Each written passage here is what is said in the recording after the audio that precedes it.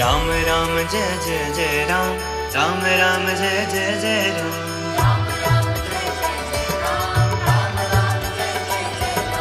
राम राम जय जय जय राम, राम राम जय जय जय राम।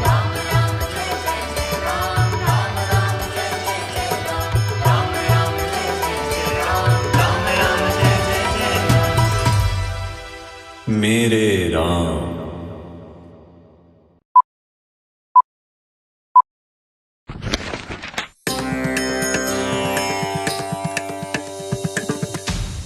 बोलिए सियावर रामचंद्र जी की जय। राम राम। बहुत सारी चर्चाएं अभी तक हो चुकी हैं और आज जो मैं चर्चा करने जा रहा हूं ये बहुत महत्वपूर्ण है और इस चर्चा को सुनकर बड़ा आनंद होगा।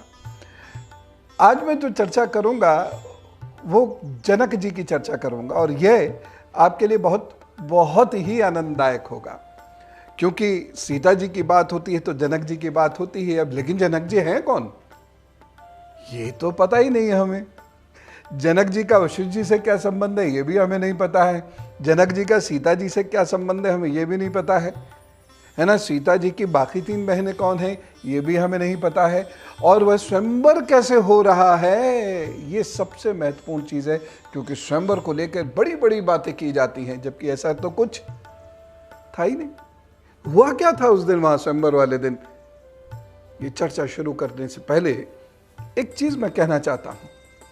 हम सब लोग कंप्लेंट्स करते हैं, मैं भी करता था 20-22 साल पहले। हमें कुछ नहीं पता, हमें कुछ नहीं पता, हमें कुछ नहीं पता, कोई बताता नहीं, कोई बताता नहीं, कोई बताता नहीं। सनातन संस्कृति के बारे में हमें कुछ पता ही नहीं होता।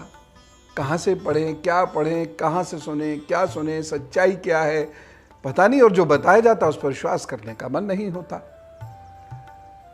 लेकिन एक चीज मैं कहना चाहता हूं कि हम लोग कंप्लेंट्स तो जरूर करते हैं कि हमें नहीं पता, लेकिन जानने की कोई बहुत जिज्ञासा सनातनियों के मन में है नहीं। शायद धरती पे हम जैसा कोई और नहीं होगा जिसके पास इतना वृहद भूत है, जिसके पास विज्ञान है, मनोविज्ञान है और ना जाने क्या क्या है, बावजूद उसके हम कभी भी उसे जानने में इंटरेस्ट नहीं लेते, आज भी नहीं लेते। ज्यादा बात करो तो क्या कहेंगे, सनातन संस्कृति है, इसका ना आदि है ना अंत है, इसका कोई कुछ नहीं कर सकता, ये ईश्वरीय संस्कृति है। सारी संस्कृति ईश्वरीय संस्कृति हुई होती है, लेकिन यदि बहुत नहीं केवल अगर आप 2500 वर्षों का ही इतिहास उठा लें तो आपका राष्ट्र छोटा होता चला जा रहा है। और आज भी आपके सिद्धांतों और संस्कृति पर लगातार प्रहार किए जा रहे हैं। जो प्रहार कर रहे हैं बहुत अध्ययन करते हैं, जो बचाने की कोशिश करना चाहते हैं वो अध्ययन नहीं करते। लेकिन मैं ये विश्वास करता हूं कि जब अंधेरा हो तो अंधेरे को कोसों मत, एक दीपक जला लो। और आगे की कक्षा में प्रवेश करते हैं और आगे की बातचीत शुरू करते हैं। राजा जनक वहां पहुंच गए हैं, दोनों भाई अपने गुरु जी के साथ, विश्वामित्र जी के साथ। मिथिला, अब ये मिथिला क्या है कभी सोचिए इस बारे में। हर शहर के नाम के पीछे एक बहुत बड़ा अर्थ और इतिहास है, और जिस जनक की बात आप कर रहे हैं उनका नाम जनक नहीं।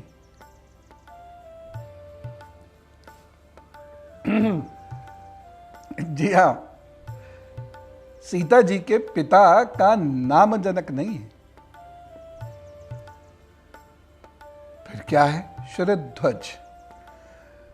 सीता जी के पिता का नाम है शरध्वज। फिर जनक क्या है, पद।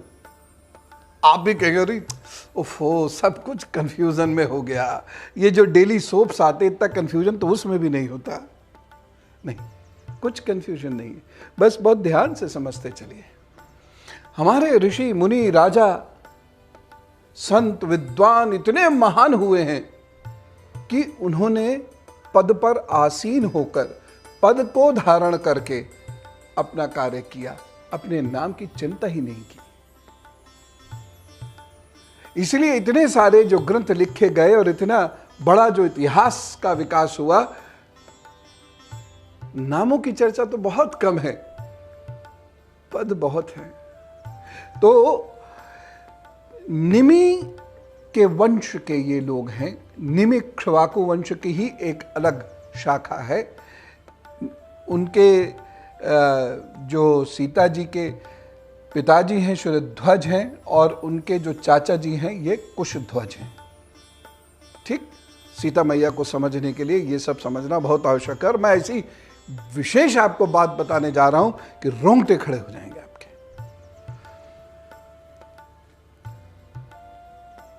मिथि ये एक राजा हुए निमि के वंश में ही। उन्होंने जिस राज्य को बसाया उसका नाम है पड़ा मिथिला। उन्होंने यानी राजा मिथि ने इसको बसाया, इसका नाम पड़ा मिथिला। निमि की कोई संतान नहीं है। जो इस वंश के प्रणेता हैं उनकी कोई संतान नहीं है। वशिष्ठ जी का एक श्राप था जिसकी वजह से ये मृत हो गए थे, लेकिन ये जीवित कैसे किए गए, क्योंकि इनका वंश आगे कैसे बढ़ा फिर सुनिए। अरणि मंथन हुआ, अरणि मंथन से एक पुत्र की प्राप्ति हुई, उसका नाम है मिथि, और उन्होंने जो राज्य बसाया उसका नाम पड़ा मिथिला। अब ये अरणि मंथन क्या है? ऐसी ऐसी अद्भुत चीजें हैं, और मैं यही चाहता हूं आप ये जानो। और जब युवजन या जो बुद्धिजीवी जब इसे समझेंगे वो बड़े आह्लादित होंगे और सनातन संस्कृति के पक्ष में बोलने के लिए खड़े हो जाएंगे, क्योंकि समझ में आ जाएगा तर्क है। अरणि मंथन यह एक विशेष आयुर्वेदिक क्रिया है। इस क्रिया से शरीर का ये थोड़ा सा, ये मेरा इसमें हाइपोथेसिस है, संकल्पना है, शरीर का कोई सेल लेकर उससे क्लोन का निर्माण कर दिया जाता है। निमि प्राण छोड़ चुके हैं, राजा निमि प्राण छोड़ चुके हैं, और अरणि मंथन हो रहा है, और उससे कौन पैदा हो रहे हैं? पुत्र पैदा हो रहे हैं, और ये पुत्र का नाम है मिथि, वो बसाते हैं मिथिला। और इसीलिए इस पुत्र को क्या कहा जाता है? विदेही, क्योंकि ये देह से सीधे पैदा नहीं हो रहे। और ऐसा ही एक वृतांत आपको महाभारत काल में भी मिलता है, कौरवों की उत्पत्ति का, जिसके पीछे एक विज्ञान है। और ये अरणि आज भी तैलीय रूप में मौजूद है, इसकी लकड़ी मौजूद है, उसका तेल बनाया जाता है, आज भी ये बनाया जाता है। अनेक आदिवासी क्षेत्रों में, दंडकारण्य के अनेक आदिवासी क्षेत्रों में इसका तेल बनाया जाता है। हो सकता है इसका व्यापारिक प्रोडक्शन भी होने लगा हो, उत्पादन भी होने लगा हो, और ये बाजार में बिकता भी हो, उसका मुझे नहीं पता, लेकिन मैंने आंखों से देखा है। घूमने का बड़ा फायदा मिलता है। अब आप लोग तो कभी मुझसे मिलते भी हो तो क्या, बेटे की शादी नहीं हो रही, बेटी की शादी नहीं हो रही, पैसा नहीं आ रहा, बस कभी घूमो मेरे साथ। सनातन संस्कृति के रोम रोम को देखो, जितना देख सकते हो एक जीवन में। ये तो इतना बृहद और विशाल क्षेत्र है कि बस क्या बताएं। तो मिथि का इस प्रकार से जन्म होता है, विदेह से जन्म होता है, क्योंकि देह नहीं है, इसलिए ये विदेह वंश भी है। और इसी वंश में आगे जाकर सीता जो पुत्री हैं, ज्येष्ठ पुत्री हैं, उन्हें वैदेही कहा जाता है। बहुत सारे लोग वैदेही का अर्थ निकालते हैं सीता देह में नहीं है, या सीता की देह नहीं है, या सीता देह से निकल जाती हैं। नहीं, यह उसका कारण है। राजा मिथि का जन्म ही उसका कारण है, जिसकी वजह से यह उनका नाम पड़ा है। अगली बात सुनिए। निमि के वंश के 39वें राजा हैं शरध्वज या शरध्वज, 39वें, और यह मां सीता के पिता, उस वंश के 39वें राजा हैं। अब जनक से क्या मतलब? जनक एक उपाधि है। निमि के बाद जो प्रथम राजा हुए वह जनक थे, उसके बाद उस गद्दी पे बैठने वाले सभी लोग जनक हैं। और जनक रामायण काल तक तो हैं 19-20 जनक, उसके बाद भी लगभग 23 जनक और हैं महाभारत काल में। तो जनक एक पदनाम है, जैसे मनुस्मृति एक पदनाम है। मनु एक क्षत्रिय हैं, उन्हें एक स्मृति, एक संहिता बनाई और उस संहिता में सोशल लॉज थे और उन लॉज का पालन कराने वाले राजा हुआ करते थे। तो मनुस्मृति किसी ब्राह्मण द्वारा बनवाई हुई नहीं है, ये प्रारंभ करवाएगी एक क्षत्रिय के द्वारा, और मनु भी एक पद है। आज इसका राजनीतिकरण हो गया है। कभी इस विषय पर भी मैं गंभीरता से चर्चा करूंगा, जिससे इसका राजनीतिकरण रोका जा सके और समाज में विद्वेष को खत्म किया जा सके। खैर, अभी हम बात कर रहे हैं तो शरध्वज 39वें जनक है। ये जनक हैं, 39वें हैं, अपनी पीढ़ी के पीढ़ी पुराने से चली आ रही है, लेकिन जो पद नाम है इनके पास जनक का है। ये जो जनक पद उसी को मिलता था, ये सबको नहीं मिलता था, ये उसी राजा को मिलता था जो परम पराक्रमी होते थे और जो बहुत विद्वान होते थे। बड़े बड़े ऋषियों को, जैसे उद्यालक ऋषि, इतने महान ऋषियों को भी स्वयं को सिद्ध करने के लिए जनक के दरबार में जाने की उत्कंठा होती थी। जनक के दरबार में ही अष्टवक्र के पिताजी हारे हैं। वहां शास्त्रार्थ होते थे और शास्त्रार्थों के परिणाम निकलते थे। तो जनक का जो दरबार है ये किसी सामान्य राजा का दरबार नहीं है, केवल तलवारधारी राजा का दरबार नहीं है। ये परम प्रतापी शूरवीर राजा के साथ साथ परम ज्ञानी राजा का दरबार भी होता है। अब सीता जी की बात। सीता जी को कहते हैं अजन्मा। दरअसल हमें यह नहीं मालूम कि मां सीता का जन्म कब हुआ, लेकिन वो अजन्मा नहीं, वह खेत में है और जब हल चलाया जा रहा है तो हल का जो फलक है वो इस प्रकार से उस स्थान पर लगता है जहां टन की आवाज होती है, और उसको जब उठाकर देखा जाता है उसमें एक छोटी कन्या है, और यह दिन था वैशाख की शुक्ल पक्ष की नवमी का। इसलिए हम मां सीता का अवतरण दिवस मनाते हैं वैशाख शुक्ल पक्ष की नवमी को, जिसे सीता नवमी भी कहा जाता है। हल की फलक से, जिसे हम सीता कहते हैं, उस फलक का नाम, उस फलक को सीता कहते हैं, उसकी वजह से इनका नाम भी सीता पड़ा। ये बहुत बलशाली हैं, ये बहुत महान हैं, ये बहुत विदुषी हैं। श्वेत केतु नाम के एक बहुत महान ऋषि वह इनके गुरु हैं, और ये अस्त्र शस्त्र शास्त्र आदि में पारंगत हैं। सामान्यतः आपको जो सीता जी दिखाई जाती हैं बस दुपट्टा सिर पर पल्लू रख के श्री राम जी के पीछे पीछे चलती हैं ना, वह सीता जी वह परम शक्तिवान है। और स्वयं शरध्वज उनके बारे में कहते हैं मेरी बेटी वीर शुल्का है, और इसीलिए उसने एक प्रतिज्ञा ली। क्या प्रतिज्ञा ली? कि जो धनुष तोड़कर अपनी वीरता को, शौर्य को, शक्ति को सिद्ध कर देगा, मैं उसी से विवाह करूंगी। स्वयंवर एक ऐसी रीत है जो ये बताती है कि उस युग में स्त्रियों को कितनी स्वतंत्रता प्राप्त थी कि वह अपनी शर्तों से अपना जीवन साथी चुन सकती थी। अब यह हमेशा याद रखिएगा, जब लोग उंगली उठाएं फेमिनिज्म के नाम पर सनातन कल्चर पर, तो आप भी 2 उंगली उठा के कहें ऐसा नहीं है। अब यूं तो इतनी विशाल संस्कृति है और दुनिया की समस्त संस्कृतियों में कुछ ना कुछ समस्याएं तो होती रहेंगी, समस्त समाजों में कुछ ना कुछ समस्याएं तो होती रहेंगी। फेमिनिज्म में भी, फेमिनिस्ट कल्चर को मानने वाले लोगों में भी, उनके घरों में भी, उनके मित्र मंडली में भी कुछ ना कुछ समस्या तो आती रहेगी, क्योंकि मानव मन है, मानव समाज है, कहीं ना कहीं त्रुटि तो होगी। लेकिन इसका मतलब ये थोड़ी पूरे समाज पे आप उंगली उठा देंगे। तो सीता जी की अग्नि परीक्षा में फेमिनिज्म की चर्चा घुसाने वाले लोग, ये कहने वाले लोग Indian culture is an exploitative culture, anti feminist culture. अब उनको यह आप बताएंगे कि नहीं, स्वयंवर का अर्थ ही यह है कि lady decides whom she would marry and on what conditions। वीर है शुल्का, वह इतनी वीर हैं कि श्रीध्वज जो राजा जनक नाम से जाने जाते हैं, वह उन्हें कहते हैं वीर शुल्का।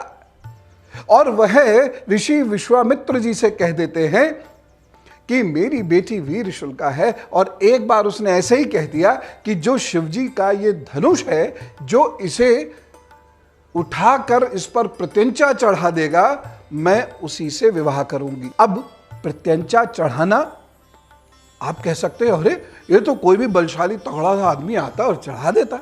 नहीं चढ़ सकती थी उस पर, क्योंकि उसमें एक खास लीला छुपी हुई थी। सीता जी कोई साधारण महिला नहीं है। उन्होंने केवल शारीरिक बल से विवाह करने की नहीं ठानी थी, बल्कि उस व्यक्ति से विवाह करना था जिस पर वो युक्तियां भी हों। ये धनुष साधारण नहीं है, इसलिए इस पर प्रत्यंचा चढ़ाना साधारण नहीं है। विश्वामित्र जी देखिए, वो गुरु हैं और वह दृष्टा हैं, और उन्हें समझ में आ रहा है कि राम और सीता जी का मिलन होना आवश्यक है, मिथिला और अयोध्या का मिलन होना आवश्यक है।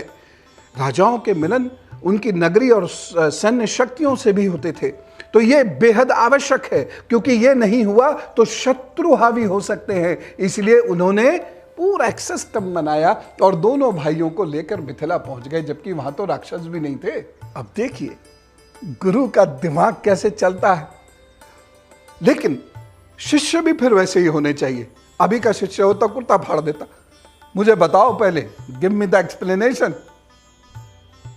लेकिन वो दोनों भाई चले जा रहे, उन्हें कुछ, बस तुम्हें चलना है, अच्छा चलना है, अदम्य विश्वास, चले गए। उन्होंने कहा कि ये दोनों भाई धनुष देखना चाहते हैं और देखकर चले जाएंगे। हाँ, ये बोल रहे विश्वामित्र जी, देखकर चले जाएंगे। तो जनक जी ने फिर ये बताया कि भाई ये हमारे वंश में इस प्रकार से शिवजी का ये धनुष है, और शिव जी के 2 धनुष हैं, उनमें से एक ये है। जनक जी ये बताते हैं कि निमि जी के जो ज्येष्ठ पुत्र थे देवरात, उनके पास ये धनुष रखा दिया गया था, और ये धनुष तब से अब तक चला आ रहा है। और जब सीता मैया के लिए, लेकिन उनके पिता तो ऐसे ही बोलेंगे ना, तो जब उन्होंने देखा तो उन्होंने कहा कि जो इस पर प्रत्यंचा चढ़ा देगा उससे मैं विवाह कर लूंगी। अब बहुत सारे लोगों को जब ये पता चला तो वो आए, इन्होंने प्रयत्न किया, उसमें से एक रावण भी है। तो रावण सीता से विवाह करना चाहता था इस क्षेत्र के आधिपत्य के लिए। इसलिए ये जो लड़ाई हुई है ना श्री राम जी वाली, ये कोई आज की लड़ाई नहीं है, ये दशरथ के समय से ही ये दोनों के बीच में मनभेद चला आ रहा है। और दूसरा मनभेद ये हो गया कि वह सीता मैया से विवाह करना चाहता था, प्रत्यंचा ही नहीं चली। बल क्या कम था उसमें? यही तो मेन चीज है, बल की बात ही नहीं थी वहां पर। तो रावण और बाकी राक्षसों ने मिलके या बाकी राजाओं ने मिलके हमला कर दिया शरध्वज पर, और 1 साल तक वो युद्ध चला है। फिर देवताओं से सहायता मांगी गई। ये देवता हैं कौन, कभी आराम से बताऊंगा। तो देवताओं से सहायता मांगी गई, उन्होंने सहायता दी, और उसके बाद ये युद्ध में विजयी हुए। जी हाँ, खैर अब विश्वामित्र जी ने क्या कहा कि देखकर लौट जाएंगे दोनों राजकुमार, क्योंकि वो गुरु हैं, उन्हें पता था कि ये क्या होने वाला है।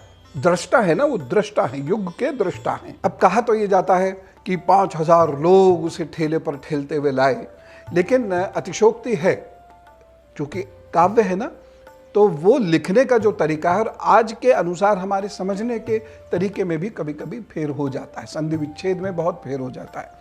खैर, वह गाड़ी आई, उसमें पहिए लगे हुए लोहे के। अब देखिए, लोहे के पहिए हैं, यानी हम आयरन एज के भी जो पीक है उस पर हैं उस वक्त। तो ये जो जितनी एज है ना, iron age, copper age, stone age, ये एज पश्चिम के आधार पर मत निकाला कीजिए, जो वेस्टर्न एंथ्रोपोलॉजी है उसके आधार पर मत निकाला कीजिए। ये हमारा सिविलाइजेशन जब डेवलप हुआ उसके आधार पर निकलेगी कि जब यूरोप का सिविलाइजेशन डेवलप हुआ तो उसके आधार पर निकलेगी।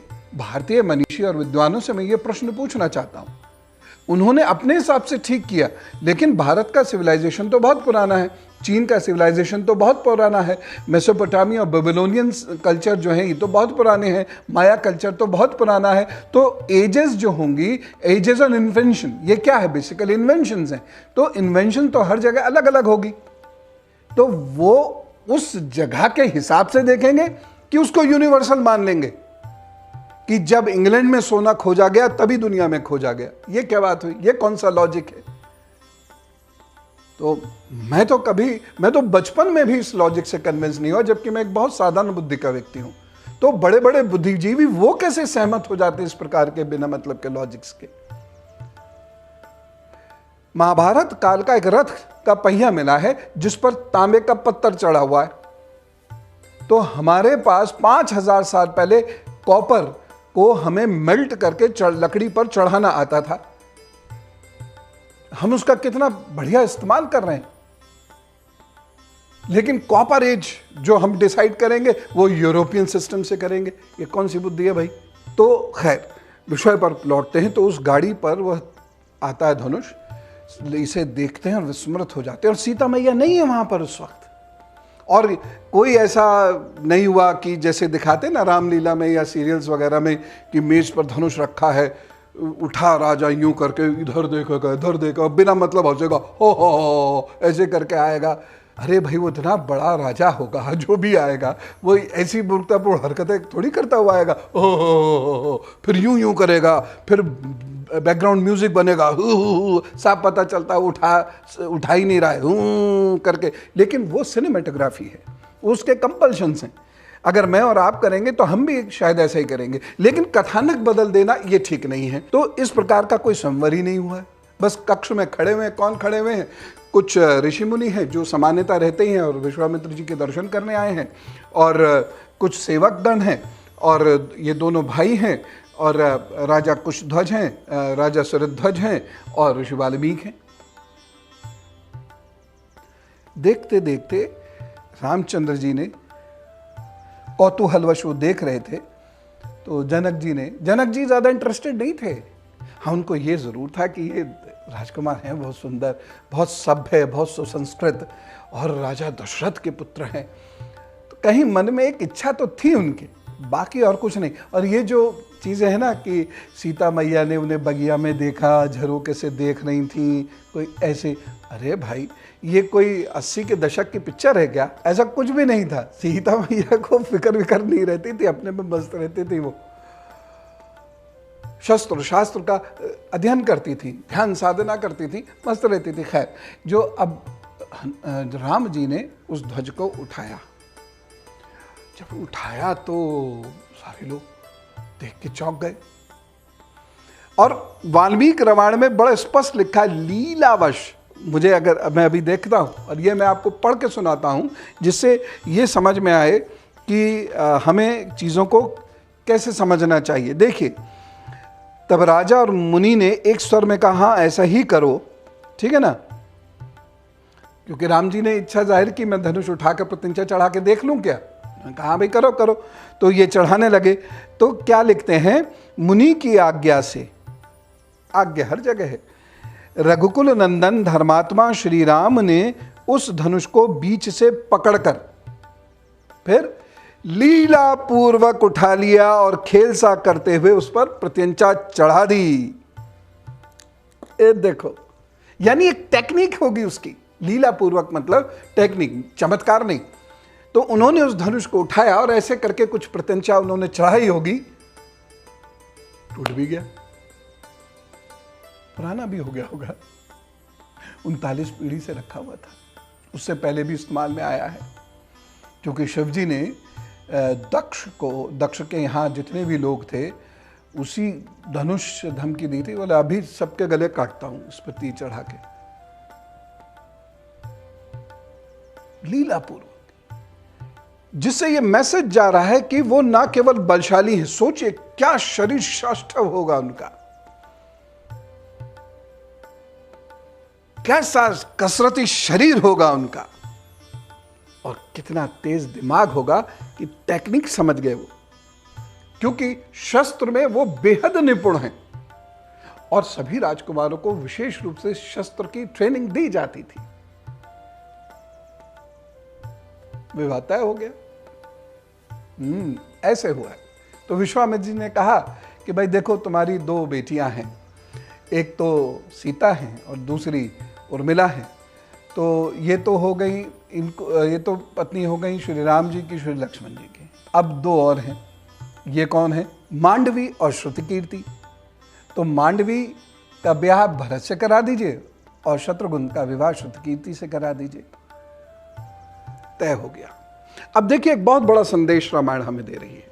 जब सब तय कर दिया ऋषि विश्वामित्र जी ने, ऋषि है, आज्ञा है, और वो भी असाधारण व्यक्ति हैं, तो जो आज्ञा देंगे उसके पीछे भी बहुत ज्ञान होगा, अनुभव होगा। अब जब सब तय करा दिया तो वो कहते भाई दशरथ जी को बुलवाइए। अब दशरथ जी को बुलवाया जाता है। दशरथ जी भी बड़े सामान्य तरीके से आते हैं। अच्छा, हाँ, चलो चलो चलो, विवाह हो गया बच्चों का। यानी देखिए कितनी लिबरल सोसाइटी है, पहली बात। और दूसरी चीज, ऋषि ने कह दिया है, प्रश्न चिन्ह ही नहीं, खुशी खुशी आ गए। ऐसा थोड़ी है मुझसे पूछे बिना कैसे हो गया। लिबरल सोसाइटी है और ऋषि ने कह दिया तो बस फाइनल है। अब इसमें क्या, अब तो चलो उत्सव होगा। अब यहां पर एक प्रश्न कौंधता है, उम्र क्या रही होगी?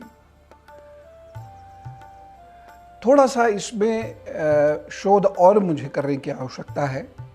सामान्यतः यह कहा जाता है कि उस वक्त मां सीता की उम्र है 6 वर्ष, जो ठीक नहीं है, क्योंकि मतांतर से यह भी कहते हैं कि दोनों के बीच में 7 वर्ष का अंतर है। तो ये तो 13 हो गए रामचंद्र जी, जबकि रामचंद्र जी 13 वर्ष के नहीं हैं, क्योंकि जब विश्वामित्र जी आते हैं रामचंद्र जी को लेने तो दशरथ जी कहते हैं 16 वर्ष के हैं। तो इसका मतलब अभी कुछ घालमेल है, एक बात। दूसरी बात, मां सीता का जन्म कब हुआ है तो किसी को पता ही नहीं। उनका रक्त किस शरीर से मिला है ये तो किसी को पता ही नहीं है। यहां तो वह खेत में मिली है, तो उनकी सही आयु क्या है ये कहना थोड़ा मुश्किल है। अयोध्या कांड में हमें इसका उत्तर मिलेगा जब वो रावण को बताती हैं ये सारी बातें, तो उस वक्त में वो आयु बताती हैं। लेकिन वो तो जब अयोध्या कांड प्रारंभ करेंगे तब उसकी चर्चा करेंगे। अभी क्या करेंगे, परशुराम जी वाली बात और सुनते जाइए। साहब खुशी खुशी ये लोग चल दिए। अब अपशकुन होने लगे। देखिए, शकुन अपशकुन बड़े महत्वपूर्ण होते हैं और मैंने जीवन में हजारों बार इसका प्रयोग किया है। कहीं मैं ही जल्दबाजी कर गया हूं और ये गलत हो गए तो अलग बात है, अन्यथा सैद्धांतिक रूप से कभी गलत नहीं हुए। जो दिन के पक्षी हैं वो रात को यदि बोलने लगे तो समझिए गड़बड़ है कुछ। और एक पेड़ के नहीं, एक पेड़ में जो मान लीजिए सांप चढ़ गया होगा, जब बहुत बड़े क्षेत्र में वो कोलाहल होने लगे तो समझिए दिक्कत है। या रात के पक्षी जब दिन में बोलने लगे तब समझिए दिक्कत है। दूसरी बात, उसमें एक चीज और कही है, हिरन हमें दाहिने करके भागे जा रहे हैं। इसका मतलब कहीं कोई अभी विप्लव होने वाला है। और विप्लव क्या था? भगवान परशुराम बड़े प्रतापी, बड़े भारी शूरवीर और ज्ञानी व्यक्ति थे और गुस्से में चले आ रहे हैं। फिर वो कहते हैं 2 धनुष हैं, एक धनुष राम तुमने तोड़ दिया। दोनों एक दूसरे को राम कहते हैं क्योंकि हम उन्हें परशुराम इसलिए कहते हैं, वो परसा धारण करते हैं शस्त्र के रूप में। नाम तो उनका भी राम ही है। तो एक धनुष तुमने तोड़ दिया और दूसरा वैष्णव धनुष मेरे पास रखा है। शैव धनुष तुमने तोड़ दिया, वैष्णव धनुष मेरे पास है। और वह दशरथ जी को और सब लोगों को चुनौती देने लगते हैं अब सामान्यतः आप सुनते हैं कि लक्ष्मण जी से उनका झगड़ा हुआ, नहीं, ऋषि वाल्मीकि साफ बताते हैं गुस्से में श्री राम आए हैं। लिखा है जी, उनको अपने मन से थोड़ी कह रहा हूं, गुस्से में श्री राम आए हैं।